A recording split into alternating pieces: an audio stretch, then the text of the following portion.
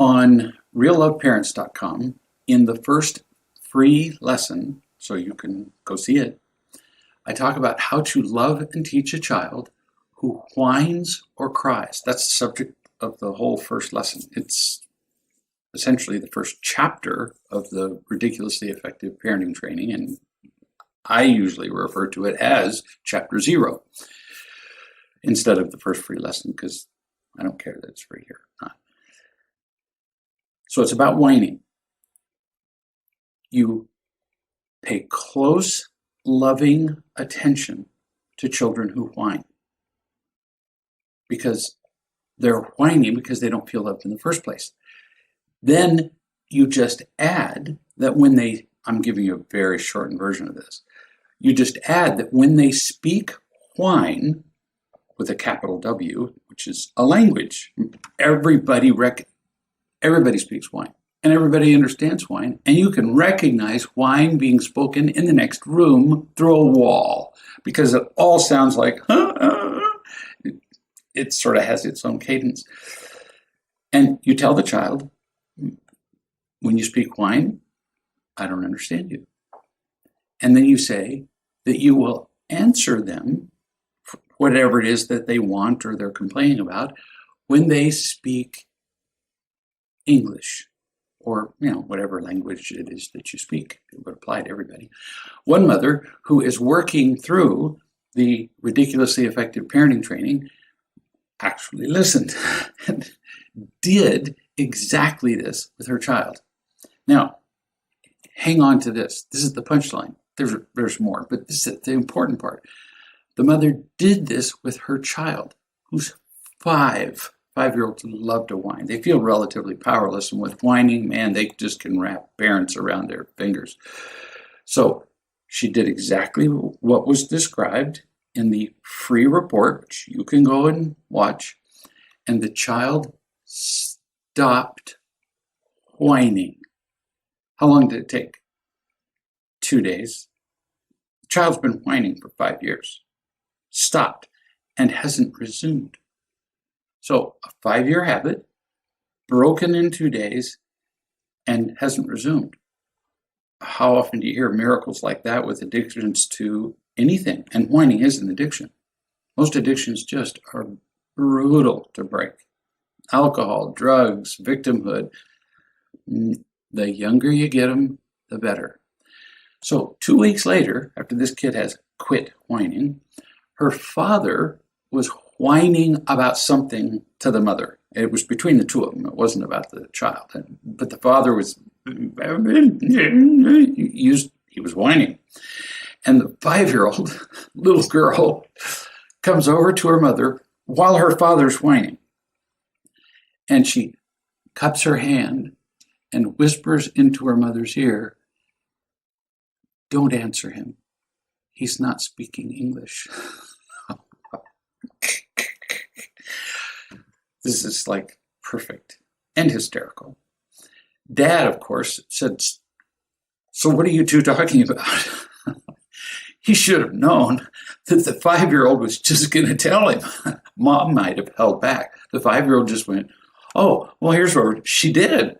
She said, "You're not speaking in English, so we can't understand you."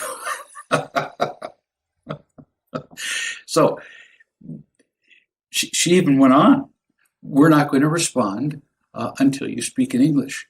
And I told Mom she shouldn't respond to you. Now, in addition to being hysterical, it works. The father, who has not participated, in fact, made a point of not participating in the ridiculously effective parenting training, first tried to justify it himself. And he had been drinking a little. And this 5-year-old, armed with what she knew to be the truth, a truth that had worked in her own life, didn't back down from this guy who was 6 to 8 times her size. I mean, she just stood there knowing the truth, 5, and she simply repeated, "Stop whining. Speak in English so we can understand you." I mean, hold me down. I might have thrown up from laughing if I'd been in the room. And finally, he just had to smile. He stopped whining. Can you believe that? This is a guy who's, I don't know, 35, something like that. He smiled and quit whining. It's that effective. That's why I recommend to people that they go to realloveparents.com. If you're going to have a child, do the training. I purchased equipment to work outside and do stuff all the time. I buy a new chainsaw. You think I'd just go out and run it? Just because I got it doesn't mean I know how to run it. No, you read the instructions first. Just the other day, I got a hand vacuum, and I'm looking at it and going, how hard could this be? Well, it turns out I couldn't put it together. So I read the directions. We willy-nilly have children, almost like without a thought. We have kids, but there's no instruction manual. Somebody said this to me just the other day, but there's no instruction manual. I said, there is now. And that's what the parenting training is for. This is from a mother who's raising several kids. But here we're going to talk about a teenage boy, Ted, her teenage boy. Mom says, everybody would say that we have really good kids. And that's pretty seductive, isn't it? We train our kids to behave as well as at least other kids do so that they can pass as normal or even good. And especially so that they reflect well on us, so that people will say, oh, he's so well behaved. His parents must be just brilliant. We do that unconsciously, sometimes consciously, but we do it. The way our children behave, we think reflects on our value as human beings. And we especially pressure the kids to behave well in public. So notice this mother said, other people say we have really good kids. Well, they would only know that in public. They wouldn't know that by coming and staying with them in their home. Because in public, they prove whether we're good parents or we really stink at it. She continues, she says, but my son can be pretty victim-y and entitled sometimes. That's a big clue. It's kind of like you wonder if something's wrong with the car. No, not if you hear a little rattling. noise or a screeching noise from your engine, you don't see the problem yet, but it tells you the problem is there. So when mom says my son can be pretty victim-y and entitled, those are evidences, billboards really, that something seriously is wrong. And usually we just don't pay attention until they're addicted to something or they've killed themselves. And then we go, oh, it's such a surprise. No, it's only a surprise to deaf and blind people. No comment on people who are physically deaf or blind. It's a metaphor. Lighten up. Victimhood is now so common that almost nobody even notices it anymore. If anybody screams unfair, oh, that's a big one. Or I don't like that. Or that hurts. The world around them stops and listens and soothes them. They don't solve the problem. No, they soothe the person, or they become vicarious victims and get angry with the victim. We tend to take the side of the victim. You know why? Because they speak the loudest. Always. Victims always talk louder, and because we all have a victim in us. All of us have been treated badly, unfairly, not unconditionally loved. That makes you a genuine victim right off. And when somebody else screams victimhood, it's like, that's my buddy, because I'm a victim too. We're like united by our victimhood. Turns out that the bond is incredibly superficial and short, but we feel connected to these people. And the victimhood kind of looks reasonable, even good from the outside, but it's crippling to the kid.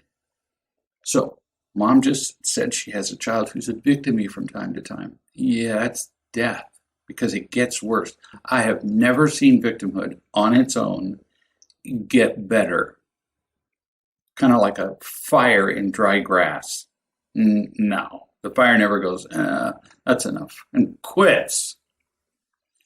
Mom says, last week, when homeschool became the mandate from the state, everybody had to stay home because of the virus, we decided it would be best to structure our family time so that weekday mornings before lunch, that's education time.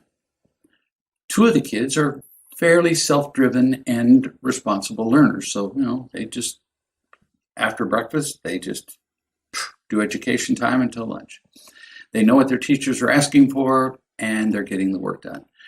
I thought, how many instances of neglect are preceded by that? Well, I thought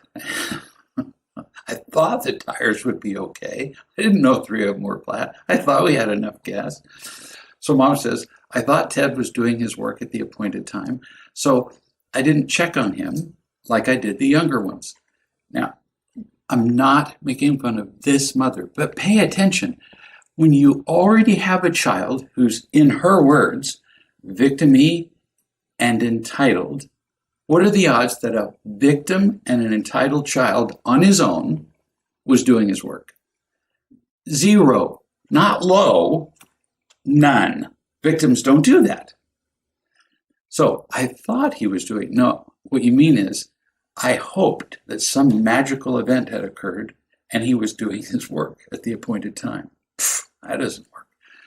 So mom says, this morning I walked downstairs to discover that during the education time, Ted was getting educated all right. He was learning how to play a video game better.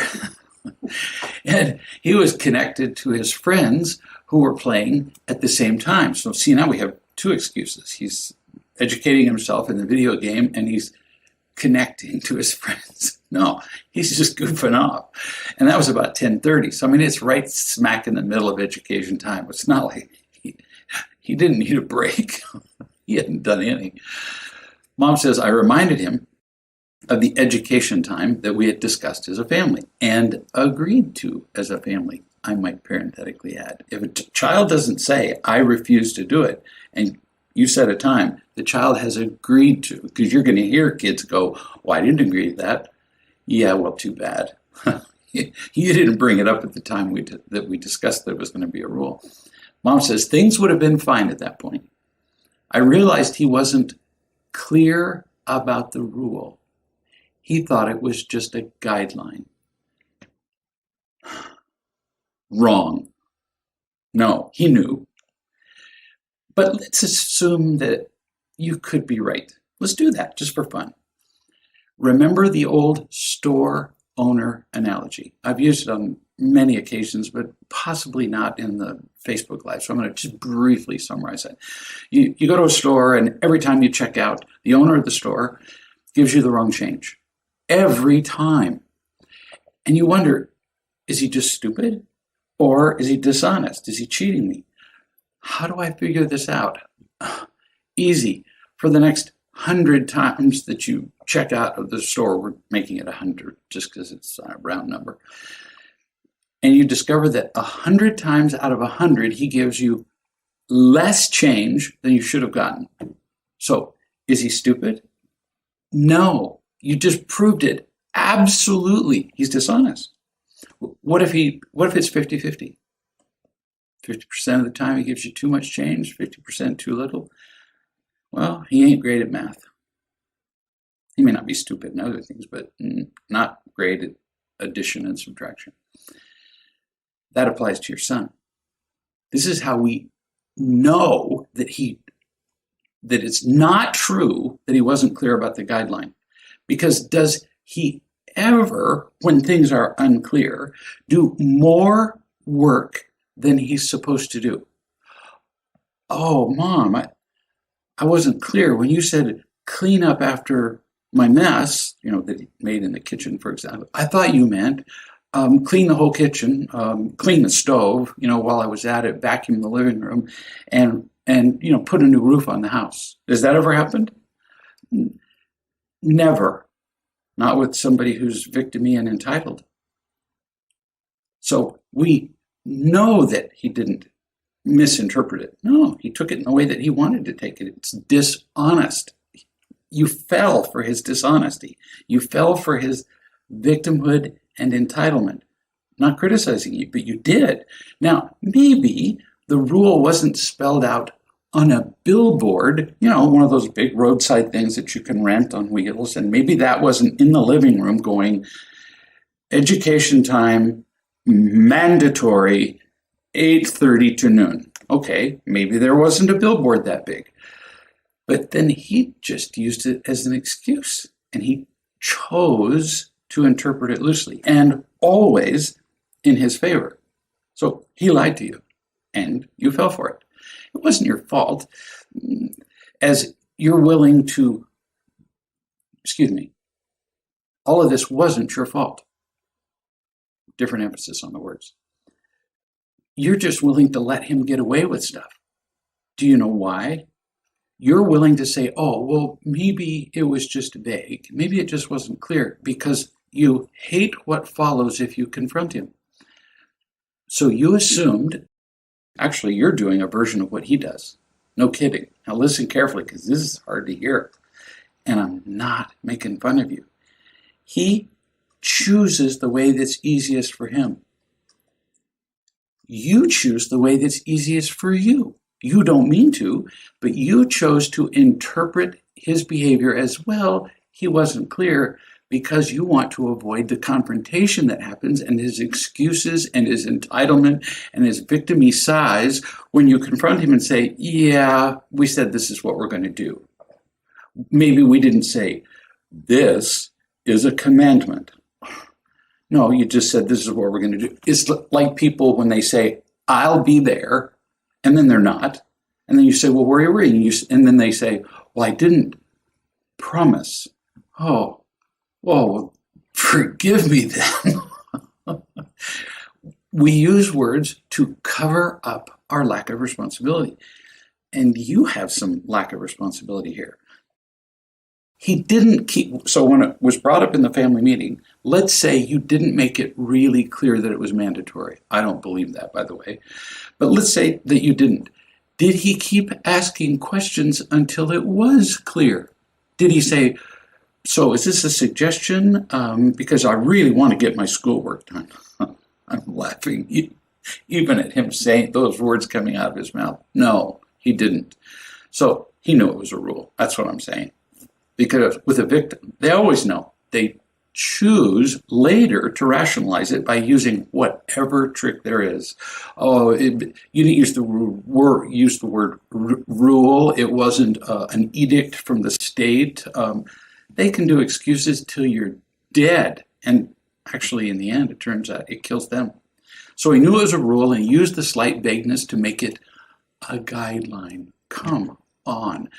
When in your family have you ever said, here's a project that we're going to do together, we're going to do education time, ever in your family, and said, and it's just a guideline? You never have. And yet here he is going, I thought it was just a guideline. Horse poop. It's just not true. So he's playing you with his I don't know trick. Is that clear? And you let him because you don't want to confront him. And now you know that if you don't make rules very clear, Ted, if not the others, will consistently interpret anything you say as optional. And Ted especially, because he's the victim-y entitled one, you're going to discover this. Even when you do make things crystal clear, he'll find a way to misinterpret it. How he's an exception. So no. This is not your fault that he misinterpreted. That part's not. The part where you have responsibility is consistently letting him off the hook. And not just saying, BS, you knew it wasn't a guideline. We don't ever suggest things like this and then say it's a guideline. Do what you want. No, we don't. Mom continues. So I didn't feel the need to impose a consequence. Now, to be fair, Mom, it's not that you didn't just feel a need to impose a consequence. You were afraid to. You're afraid of your son. How do I know? Because he's victim-y and entitled, and you keep letting him off the hook when he uses semi-plausible excuses. You were afraid to impose a consequence. That's the truth. That's just terrible for parents to face. They don't like seeing their part in these things. But until we do see our part in these kind of events, they're going to keep happening. And then we end up with a 30-year-old child who has no sense of responsibility, has fathered a child or two, has been through a marriage or two, or not bothered to get married at all, whatever their choice is, and is irresponsible and is addicted to gaming and doesn't have a job. And at age 30, we all go, I just don't know what's wrong with that kid. If I'm in the room, and I am sometimes, I raise my hand and go, I do. It's not the kid. It's because we didn't require that the child be accountable, learn to feel loved, be loving, and be responsible when he was 5. That's what's wrong. It's what we didn't do.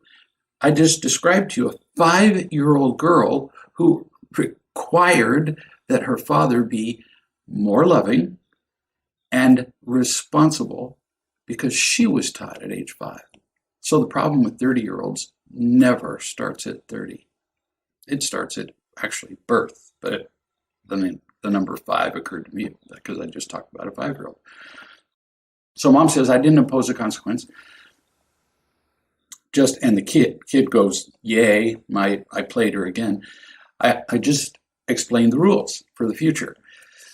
You gave him the benefit of the doubt. He played you, you let him. I would have told him the story of the store clerk and said, so I don't believe you.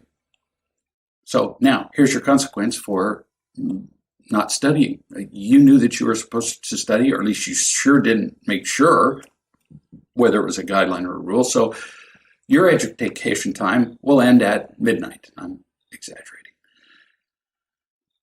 Now there will be no gaming for you.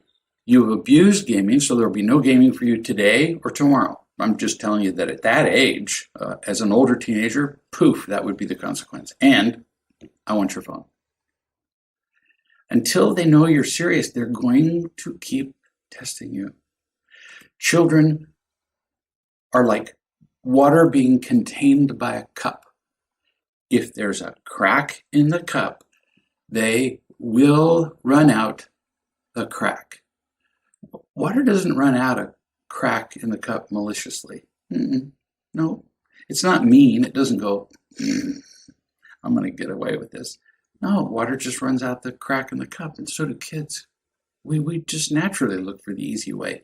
And if we let them, they'll keep doing it.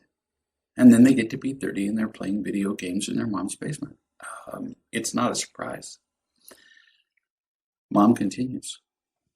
However, even though to just explain the rule, he immediately defended himself, which proves everything I've been saying up to this point. Do you get that? It proves everything. He immediately defends himself. He was destined to defend himself from the beginning. He already defended himself to justify the fact that he's playing the video game and playing with his friends. So let's keep going. He immediately defended himself and got snippy with me. He got snippy with his mother, who had set the rule way earlier in the day. Every other person in the family understood the rule. Only him. He's the only exception to the failure to understand. So the rule was clear. And then he got snippy about it. If he'd simply made a mistake, like the store clerk, then the store clerk would just go, yeah, I really suck at math. No. But if you confront a store clerk and say, I've documented that you give me incorrect change 100 times in a row, and it was always in your favor, and then they get snippy and loud, he wasn't dishonest accidentally. And that's what your son just proved. He's proving to you that he's defying you, and you're missing it. He said, the son, quote, how else am I supposed to have, and you can hear the tone. I'm only doing it a little because I can't stand to even mimic the full tone. It just makes my nervous system have a little seizure. How else am I supposed to have social time with my friends since nobody can leave the house? So now he's going to blame you for the governor's edict to stay in the house. This kid is victim-y, entitled, blaming, demanding, lying, irresponsible. I mean, that's just a short list. And then he said, I already did some schoolwork this morning. So see, he did know it was a rule. I already did some work this morning. My friends are here now. So he knew the rule. He started doing his education time, and then he went, oh, one of my friends texted me, which is why you're taking the phone. One of my friends texted me and said, that school stuff, let's just get together and play whatever the game of the year is. And here he is being snippy and telling you that his way is actually right. He's defying you and telling you he's right. I don't think you're quite getting how serious it is with this kid. Actually, you're not getting it. And I'm not telling you you're bad, not shaming you, not criticizing you. I'm just telling you you're missing it. So when he's 30 and acting like this, you don't get to be surprised. At least not if I'm in the room. You can be surprised all you want, but if I'm in the room, I'm going to go, I was there, no surprise. That's all I'd say. Because I'm not in charge of you. So he's already played you by claiming the rule is unclear. He's already in a victim state of mind. Then you made the rule clear. Then he really made it obvious that he'd been seeing things as a selfish victim from the beginning. In the morning meeting when you said there was going to be an education time, he'd already decided to violate the rule, I promise you. He went from claiming lack of clarity to outright arguing and defiance. Solution? Maybe he's not paying attention to you. So the solution is zero tolerance. And I've, in many places, on realloveparents.com, in these Facebook Live, talked about what zero tolerance means to certain behaviors. And I've listed the 5. Zero tolerance, or you're going to send a victim into the world. And he's only a year away from leaving your home. You ain't got very long to reverse this trend, and it's going to be tough. I've done this with uncounted hundreds of teenagers. You're doing it with one, and I can tell you it's going to get way worse than you think. You think, oh, it's not so bad. And I'm going, well, when you first drop a match into dry grass, it's not so bad either. And then it becomes utterly out of control, because I've made this mistake once. The grass fire becomes out of control in about 30 seconds. You're done. You can't put it out. Then you have to call the fire department, and you're going, boy, how stupid do I look? He's about a year. He's a year away from the grass fire being out of control, and then they have a very hard time with life, with work. Bosses don't put up with this stuff. Relationships, spouses don't. Everything. Nothing is their fault. They're always offended, and they're doomed. I know that's pretty hard talk.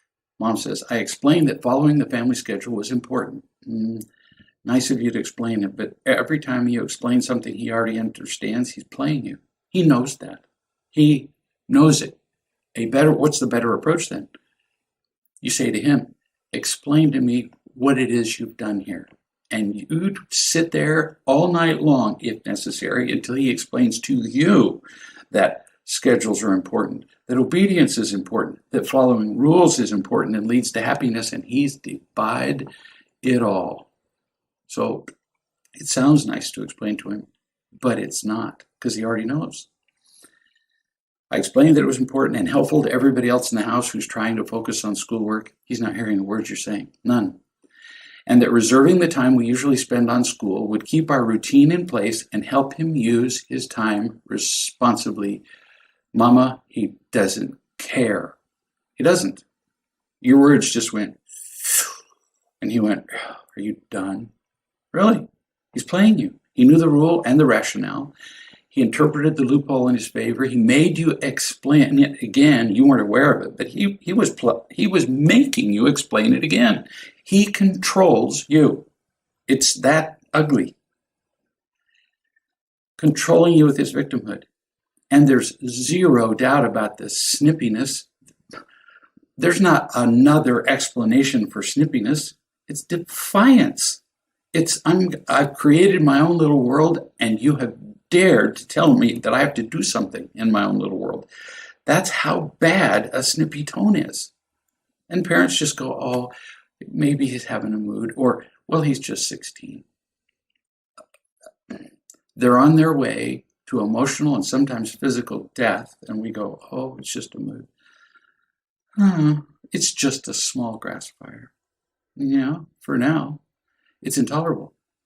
If he's snippy with you, he will carry that with him. He'll do it with his boss. Not long. Not that boss. And he'll be endlessly surprised. Watch it. Watch. He'll be endlessly surprised that people don't want to be around him. I just don't understand why that person doesn't like me, he says. And I'm going, I know. Do you want to hear it? He won't want to hear it. Mom continues. He said that he felt like I was yelling at him. Oh, let me pause to laugh, and then we'll continue with your words. Victims will defend themselves with anything. I was yelling at him, even though I never raised my voice. And notice, I believe that you didn't raise your voice. You know why? Not because you're kind and generous. You didn't raise your voice because you're afraid to. Because you're afraid of what he'll do. So I believe you that you didn't raise your voice. You're getting one proof after the other that he's still playing you. So the thing that I told you in the very beginning, when I hadn't read any of this, has been proven true 20 different ways. I'm not kidding.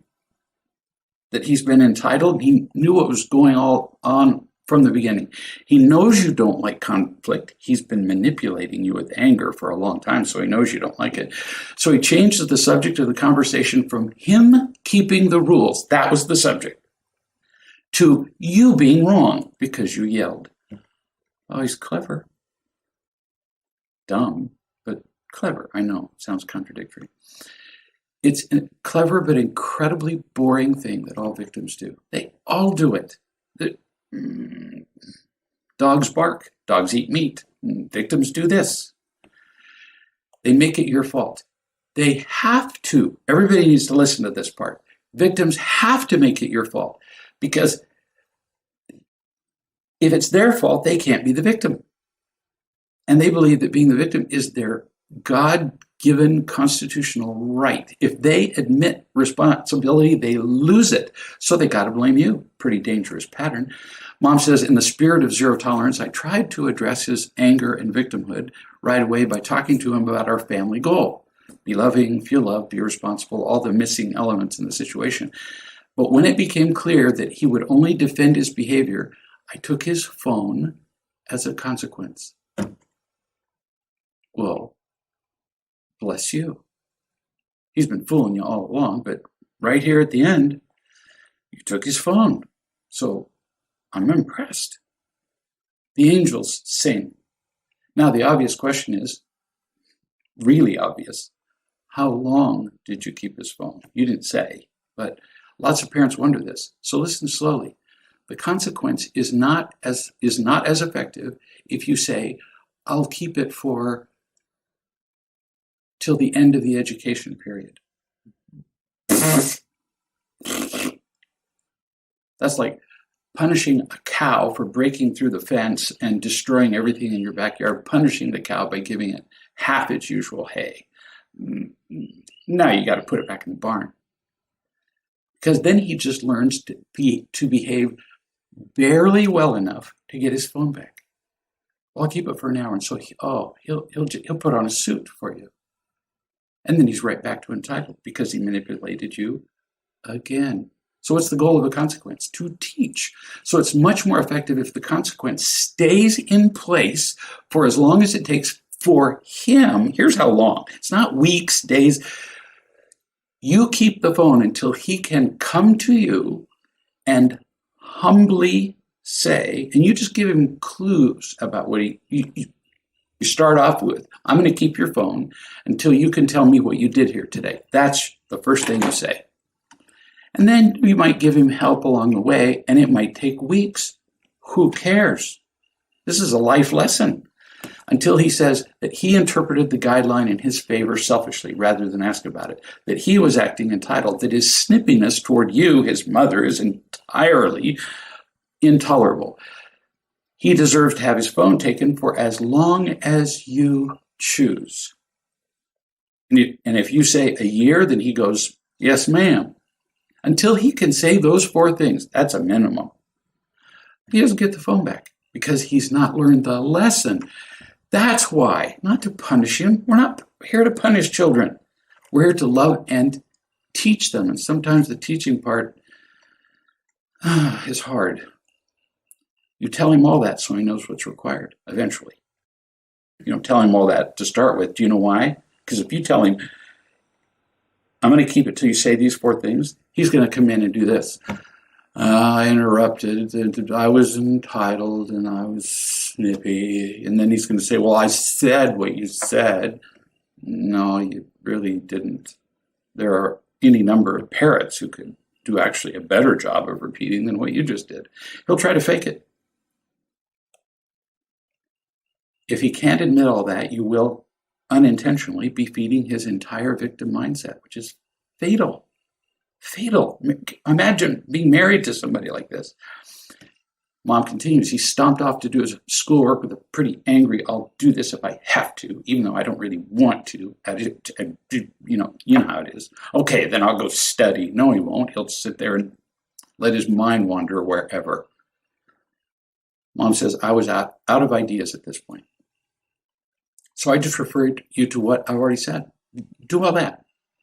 If he stumbles when he comes in with his humble confession, or he mixes in blaming, you just start adding days to the phone being gone. So now you have to say it.